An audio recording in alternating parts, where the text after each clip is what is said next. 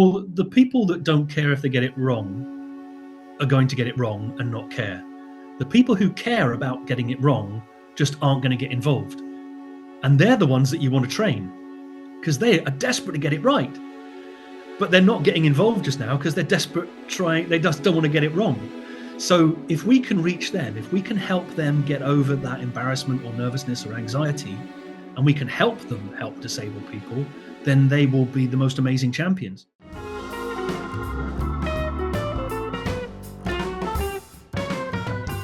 Welcome back to Don't Harp On with me, Rob Sears. I'm delighted to be joined by Gavin Neate today, who is the founder of Welcome, which is helping disabled people and sales teams all around the country, hopefully very soon, to be helping one another out, so making it an easier interaction between disabled person and staff. So I'm going to hand over to Gavin to introduce himself and talk a little bit about Welcome. Do you know what? I absolutely love the simplicity of helping one another out. It's so human. There's no tech speak in that at all. It's just two people helping one another out. And that's pretty much what Welcome was all about. It was about people helping each other out. So a bit of background. My name's Gavin Neate. I'm sort of white, middle-aged.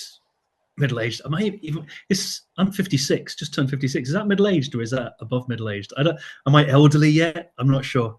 I will be one day. Anyway, 56 years old, single, white, middle-aged, grey beard, and worked for Guide Dogs to the Blind for 18 years and got involved in technology because a lot of my clients were using technology and just got excited by how technology could help them. And that's kind of a little bit of a foundation to who I am and what I do.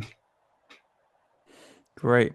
And we had a nice discussion all about how Welcome came to be. And there's a particular story that I liked about going into a shop and actually seeing the interaction yourself and finding a way to help everybody out. So can we talk about that? Yeah, so that I'll tell you a slightly different one.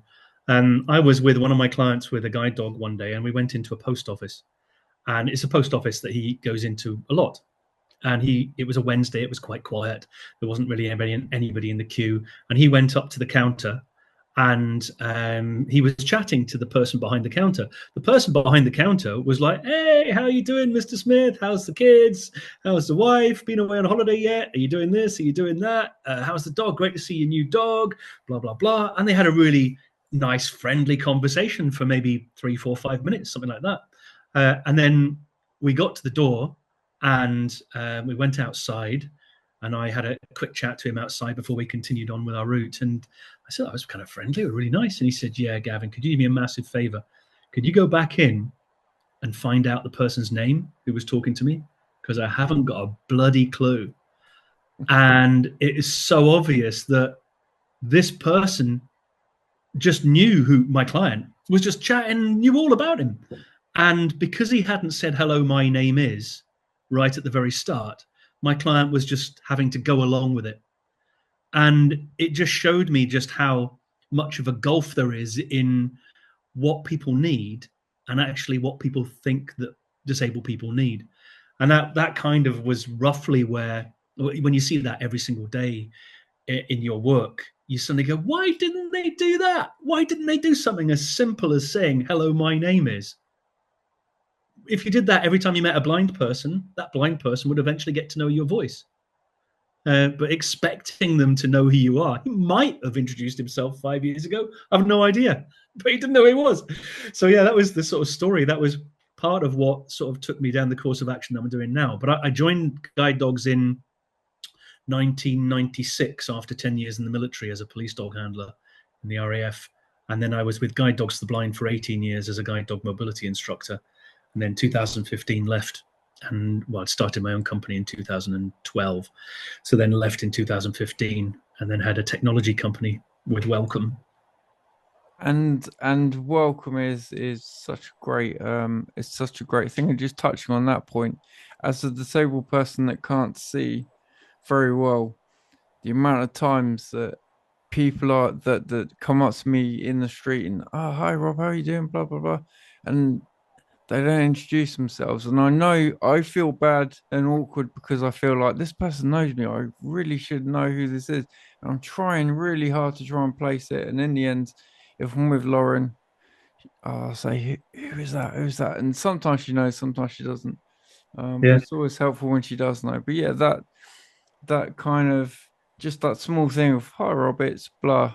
It really, really helps. Yeah, Um, useful if you've never, if they know you really well, really useful. Hey, it's Gavin. Whereas if you've never met them before, what a great opportunity to. Why wouldn't you introduce yourself at that point? But it's amazing how many people don't do it, and it's so simple. And I'm always say, people say, "Oh no, we've done staff training in our business. We know what we're doing. We did some autism awareness training. We did some staff training. Everybody does staff training when they come here at the start of their career and stuff like that." And I always say, if they're really pushing it, like they're saying, "Yeah, we know what we're doing. We couldn't possibly need to know more." I say, "Oh, just as a matter of interest, what's the first thing you do when you meet a blind person?" They never get it right. They never get it right. Uh, I'm just like, it's so simple. If you had done training and you remembered the training, you would know to say, "Hello, it's such and such," when you met somebody. It's just so simple. It doesn't change any time at all. You should really do that with anybody when in customer service. A bit like in America, if you go to a coffee shop and somebody says, "Hi there, I'm Doreen, and I'll be your waitress today," and you kind of go, okay, yeah. I wish they did that more in customer service in the UK, but they don't. no, I don't know if it's because people just feel a bit cringy saying stuff like that. In the UK, They're in we're a little customer more service, for visual. God's sake. Get Yeah. over it. Get over yourselves. No, this is true. This is very true. So talk to me about Welcome. I've watched the videos on the YouTube channel and I find it really interesting and I hope that more stores get involved there. I know there are quite a few that are already embracing it and taking it on. So yeah, I'm keen to just explore that a bit more. Well, it's pretty simple stuff, really, but it came from kind of like the story that I told you about the chap in the post office. But what I did eventually, when I realized that this was happening all the time, where I could, I would run ahead of my client and I would then speak to the staff member before we walked through the door. So I would say to the staff member, "Oh, chap's going to walk through the door in a couple of minutes' time. Please make sure you do this, this, this, and this." And then I would stand back and I would watch from a distance, and they have brilliant customer service. Staff member would go, "Hello, it's me, Matthew." And then it was just a really good relationship. But of course, I couldn't run ahead of everybody. But at the same time, I had started getting interested in the technology that my clients were using. And it just crossed my mind one day. I thought, well, wouldn't it be good if my client could communicate with the staff member they're going to meet, not phone up and talk to a call center in Peterborough saying that they're going to go into a shop in Stirling or Perth or Dundee or Edinburgh or something like that. But what if they could communicate directly with the staff member? And what if, to make that more efficient, it wasn't a conversation, but it was a digital profile that then triggered a digital awareness? And what if I could add in what I wanted to do when I arrived at that particular shop? So or wherever, it doesn't have to be retail, it could be anywhere.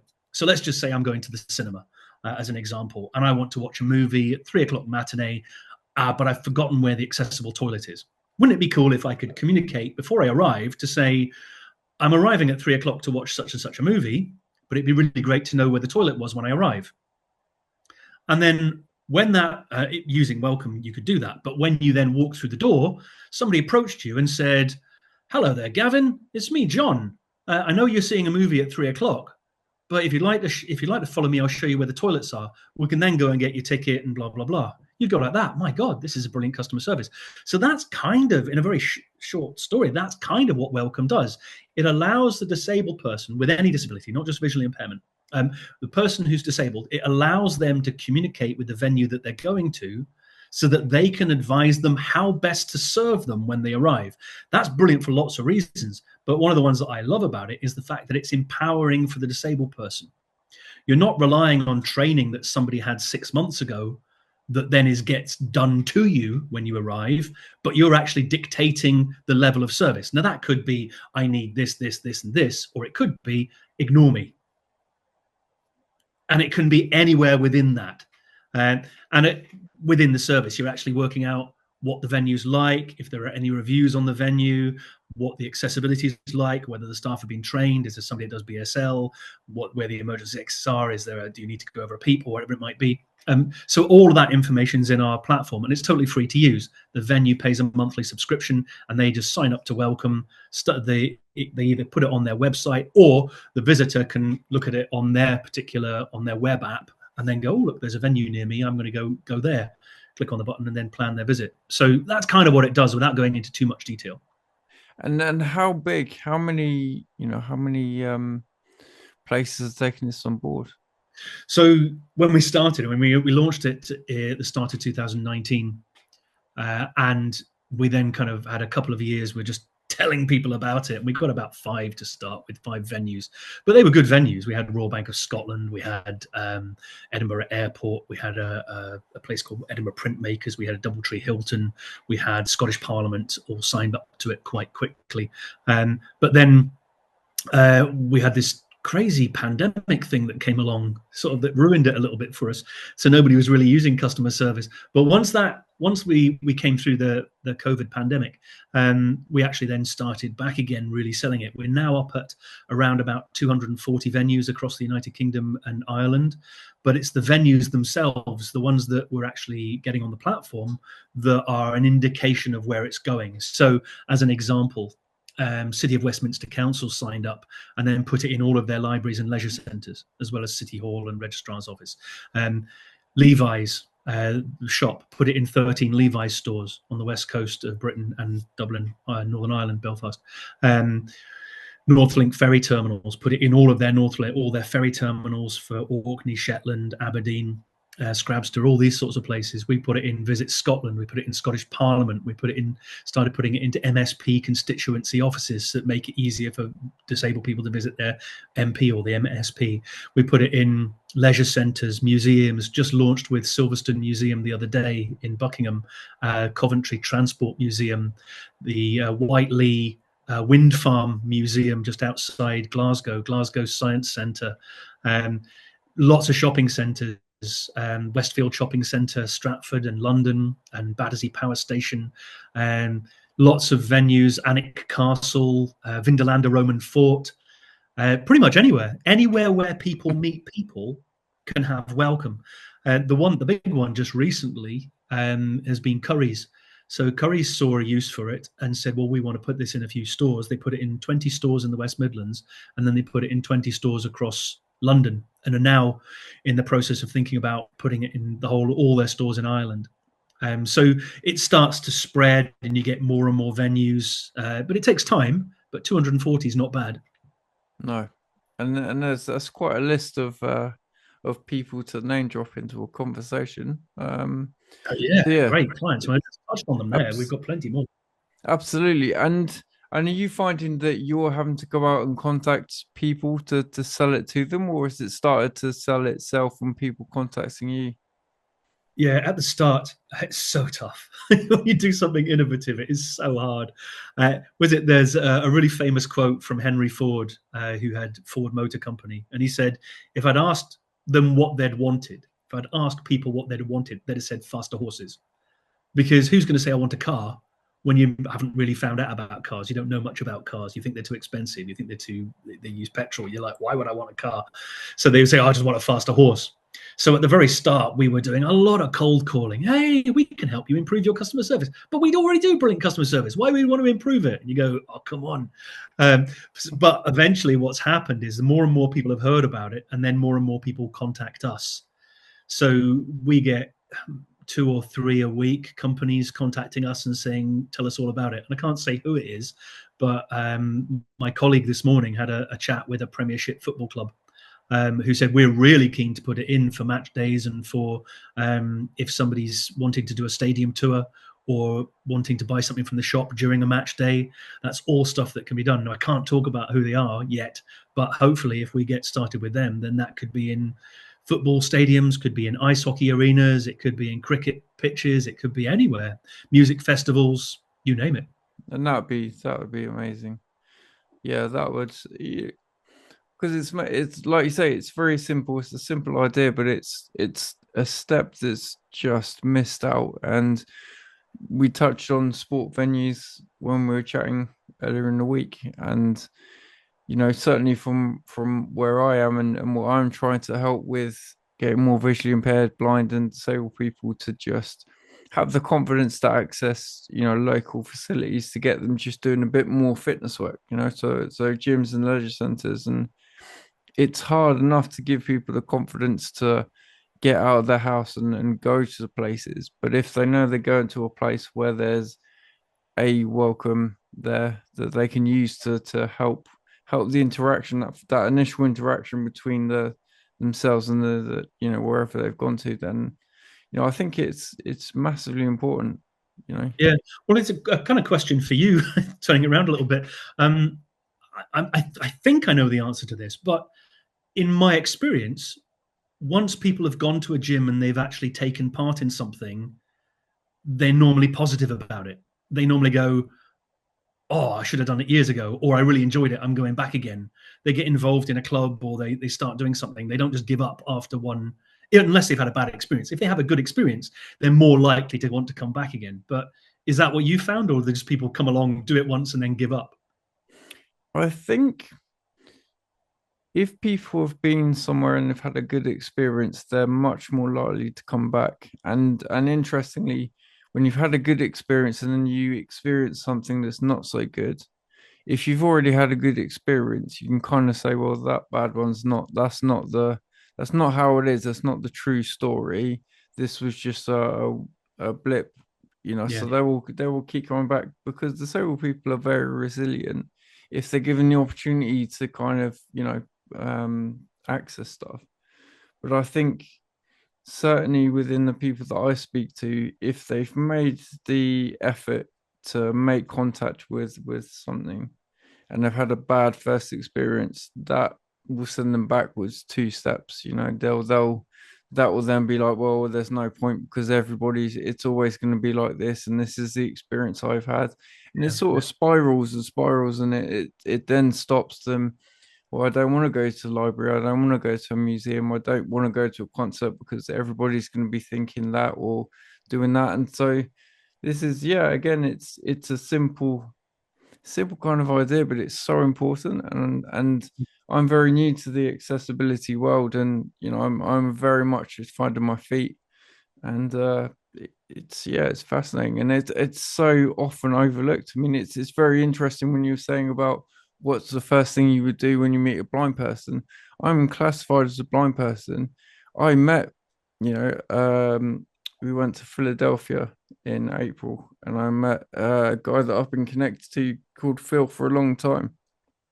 He has he has RP, he's the same as me, he uses a cane. And I was like, I don't actually know what I'm meant to do, Well, how you could know? you? It's not like you get a leaflet through the post, is it? Absolutely. And it's sort of like actually if I don't know myself how to help people, it's quite intimidating if you're brand new in a place of work and then you've got I've got a blind person coming in, so you've got to give them great customer service. Like, actually, I don't really know how I would. Where do they start? So it's a really good point. I don't get angry. I'm not an angry person, but there's something that really frustrates me. And it is something I see on social media all the time after somebody has had a bad experience. I get lots of messages under that start with, "I can't believe in this day and age that they wouldn't know that." And you go, "Well, how could they know it?" You go, "Well, if somebody who's newly blind doesn't know about tactile cones underneath pedestrian crossing boxes, how could somebody who's not blind know about it?" So we kind of think to ourselves, they should know about it. And I can't believe in this day and age they don't. But the truth is that there needs to be constant and consistent and reinforced education all the time, forever. Because you don't just suddenly know something, you have to learn it. And then it has to stick in your head. It can't just be, I learned one day that something was a fact and then it will stay there for the rest of my life. Because I did French at school and I think I got an O grade pass or something like that. But if you put me into a French environment now, it's been 45 years or something, whatever it's been since I last did French. But I would be useless. I'd be able to ask for a croissant, maybe, or say good morning, or Keller a teal or something. But how would I know? So there has to be this constant reinforcement. And of course, with welcome, there is. Every time somebody uses welcome, it reinforces the training in the staff member at that particular venue. They get an overview of a condition. They get top tips on how to interact with the person that's standing in front of them. They get links to videos and things like that that the charity that supports us has provided to us. So it might be for epilepsy, there might be a first aid video, something like that. And then they get a message from the person who's visiting to say what they want to actually do. And going back to the leisure side of things, we worked with Sport England a couple of years ago. And they said they'd done a study, and they said one of the biggest barriers to disabled people getting into sport was first point of contact. Well, there were two barriers, which was transport to and from, and then first point of contact when you arrive at the venue. And you're not meeting the PT, the physical training instructor. You're not meeting them first. You're meeting a receptionist, and there's probably a queue of 5 or 6 people, or there was a turnstile, or there's bad lighting, or there's any number or loud music. There's lots of things that mean that that interaction isn't necessarily a good one. So first point of contact, you have to get through in a positive way to actually get to the person who's going to be doing the training or the class or whatever it is with you. Yeah. And that was something that I really liked from the Curry's videos, was the messaging function, because every blind person is different, every deaf person is different, every person with whatever disabilities is different. And actually having a box to say, this is what I need, I need this done, but other than that, I'm good. I just need pointing to where the change rooms are, or whatever it is. Actually having the ability to tell someone, this is how I like to be looked after. That's great, because I might be wrong, but we just put generalized top tips. But I might be wrong, but I've never met a blind person who has said, I hate it when people introduce themselves. Oh, I can't stand it when they say who they are. So there are certain things that are just general. That's what we do in staff training. You teach people general information. But you're totally right. What if I wanted to buy, I was going into Curry's and I wanted to buy a new TV, or I wanted to buy a kettle that had a better grip, or I wanted to buy a fridge that maybe had a high definition color contrast on the door handle or something like that. What if they knew that before I arrived? What if I was able to let them know so that they could do a bit of research before I did? So they could say, well, look, the one we got on display is not actually that good, but I had a look in a magazine and I found one that's got a really nice high definition door handle, or whatever it might be. So yeah, there's good reason to treat everybody as an individual, and for that individual to say what they want. Ignore me. Give me lots of help. I want a glass of water. I need somewhere to take my dog to the toilet when I arrive. I want you to carry some bags from or to the car. All that kind of information can be put into welcome. Yeah, and it just makes the whole experience a little less intimidating for all involved, because it's not easy dealing with people with disabilities, and I think some of the sort of problems that disabled people encounter is that able-bodied people just don't want to offend, they don't want to upset, they don't want to make assumptions, and so it's a really tricky thing to get right sometimes. And just having a bit of a, quite often I'll have, oh, do you want to take hold of my arm or should I take hold of yours? That's always the thing. Whereas if people know in advance, like, I'll grab hold of your arm, no problem. It just breaks down them barriers and makes it all very easy, doesn't it? Well, the people that don't care if they get it wrong are going to get it wrong and not care. The people who care about getting it wrong just aren't going to get involved. And they're the ones that you want to train, because they are desperate to get it right.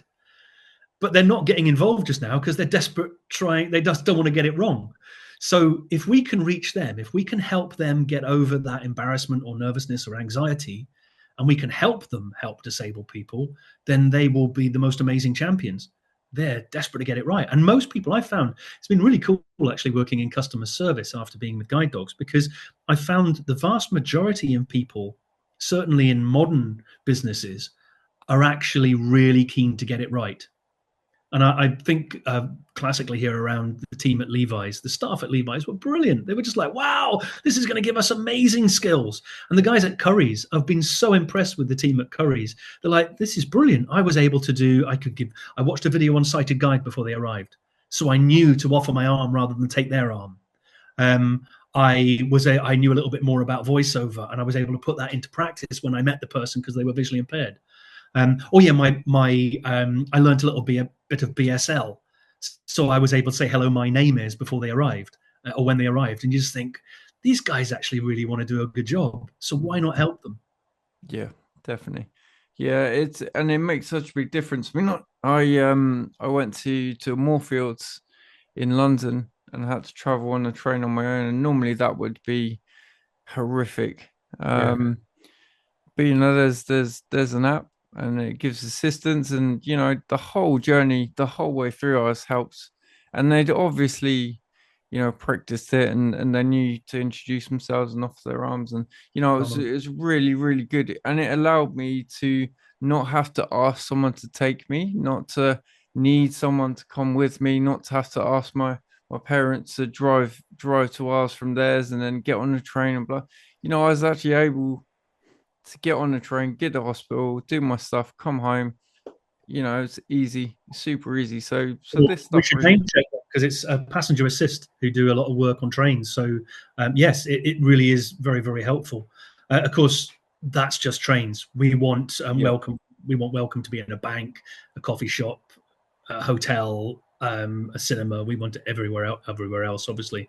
But it could work in conjunction with the trains as well, because ultimately, well, we actually started using it at East Midlands Rail, but doing it in a slightly different way. We weren't introducing welcome to help with the journey.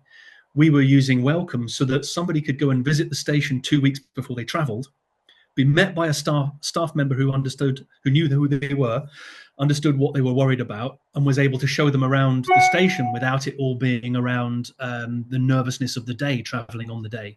So it works really well in that respect as just a staff training tool to actually provide orientation mobility training.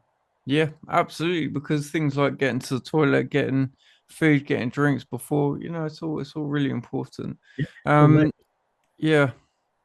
And I've been doing some work on accessibility, and the fact of the matter is that people with disabilities have money to spend, and if I was wanting to get new clothes or new technology, I'm always going to be looking for businesses that offer things like this to help make my life easier, to help me spend money easier. Well, Um, times of people bought something online, it's turned up at their house, it's been the wrong size, or it's the wrong technology, and then they've got to send it back. And it feels easier initially, but you could potentially go into Curry's or Levi's and have a talk to a staff member about something. Then you could go home and buy it online if you wanted to, but at least you'd have had a chance to talk to an expert about the technology or the clothing or whatever it might be that you're chatting to them about. Yeah, and I think that's the thing. In online shopping, you cut out all the awkwardness.